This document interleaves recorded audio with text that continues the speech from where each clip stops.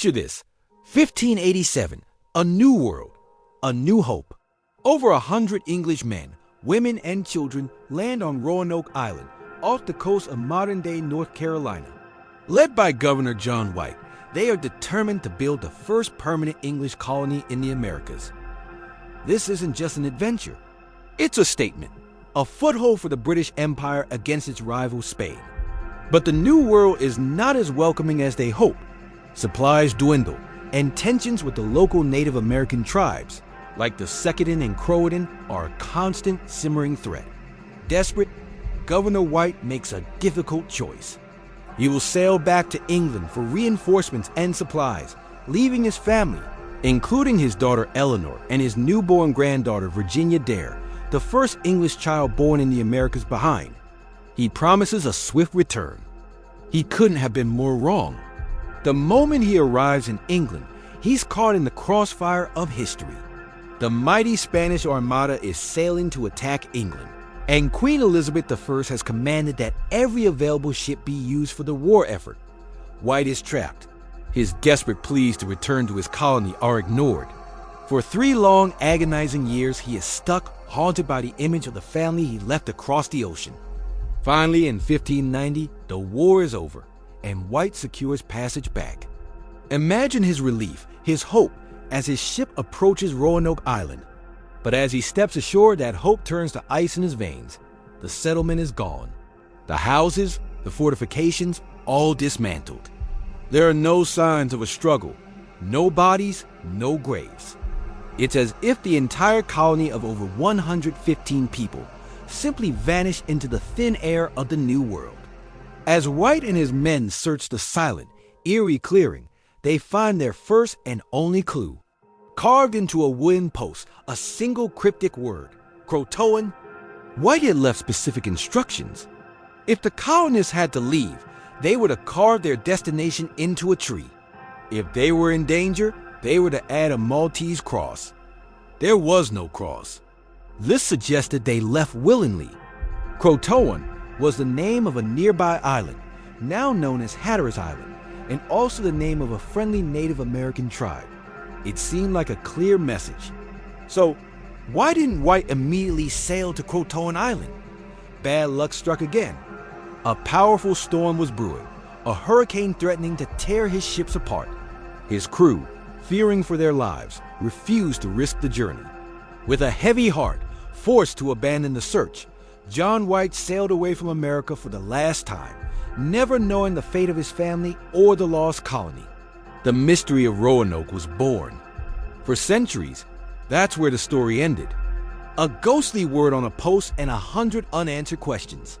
Did they all go to Croatoan Island? Did they assimilate with the local tribe? Or did something more sinister happen? Then, in 2012, a new chapter opened. Researchers at the British Museum were examining a 16th century map of the area, a map drawn by John White himself. Using advanced imaging techniques like X-ray spectroscopy, they found something incredible hidden beneath a patch of paper. It was a fort symbol, drawn in invisible ink, about 50 miles west of Roanoke, at a place called Site X. This was a bombshell.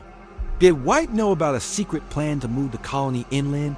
A contingency plan he never got to mention? Archaeologists flocked to the site, a place now known as the Mary Hill location, and what they found was tantalizing.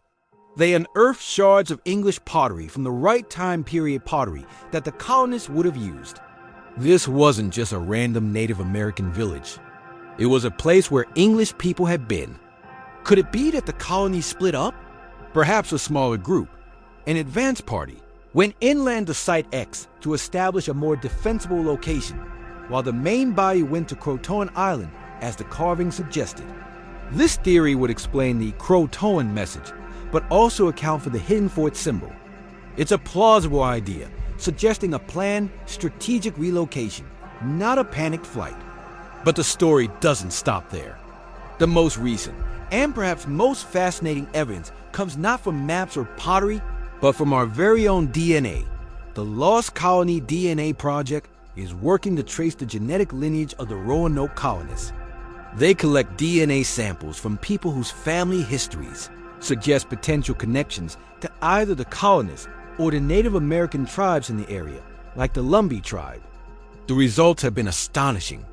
Researchers have found what they call ghost DNA, European genetic markers appearing in families for all intents and purposes should have purely Native American ancestry. These genetic fingerprints are faint echoes from the past, suggesting that some of the colonists did survive. They didn't just disappear.